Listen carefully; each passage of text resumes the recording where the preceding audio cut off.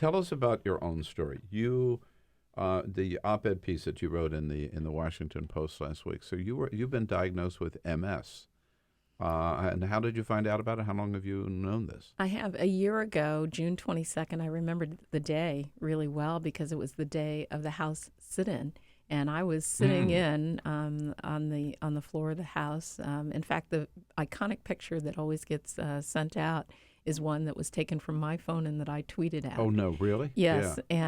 and then 4 hours after that, I got a call from the house physician who called me in and said that I'd been diagnosed with MS, and it was a complete shock to me because I had been running and had some symptoms when I was running, and I was convinced that I had either pinched a nerve or torn a tendon or any of the other kinds of sports injuries that I've had over the years. MS was actually the last thing I expected, and so for this last year, I mean, I've told obviously a couple of friends and family members, but I've gotten things under control and managed. But dealing with this healthcare system has been quite an eye opener for me as someone who now has a chronic illness. The astronomical cost of the prescription medication that I take, the number of office visits that I have to make, the specialists that I have to see to manage my condition so that I can continue to live very productively. And I watched this healthcare debate. I was on the road in my RV, you know Right. this, and talking to people about their conditions. And they were sharing with me their heart conditions and diabetes and kidney disease and, any manner of things. And I shared with them the fact that I had MS. In fact, it was easier to talk to strangers about it than it was to talk to friends and family. And I listened to this debate over this period of time, and I just became incensed with the way that people with pre-existing conditions were being described as, people who had somehow done things that were unhealthy and had not lived productive lives, and that was not me. And I knew that my colleagues knew that that was not me as well. So I decided to write this letter to them in the Washington Post to tell them that I had MS and I had a pre-existing condition that if this health care bill, either the House or the Senate version, went into effect, that I'm pretty convinced that I would not have health care anymore.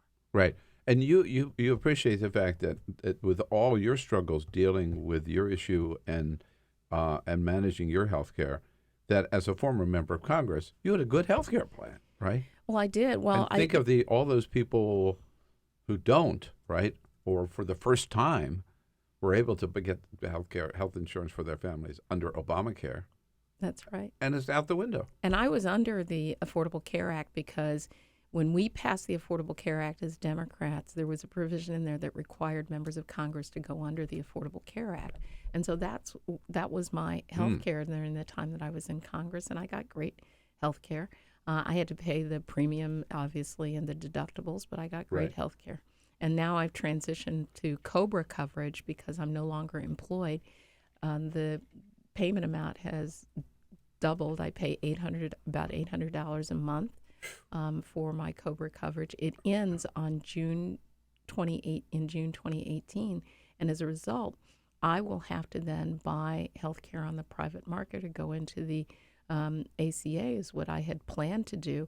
But if they get rid of it, and certainly if there are, limitations placed on pre-existing conditions, I am convinced that I will not be able to afford health care. And I'm like millions of other Americans around the country, and I wanted to be able to tell my story because I think it's representative of what so many millions of Americans are facing with the prospect of being thrown into a high-risk pool for pre-existing conditions. It's just sort of like all of the sick people in one place. And the reason the insurance companies have said this is a bad idea is because that will drive costs up. And so if I think $800 a month is a lot, oh my gosh, just wait.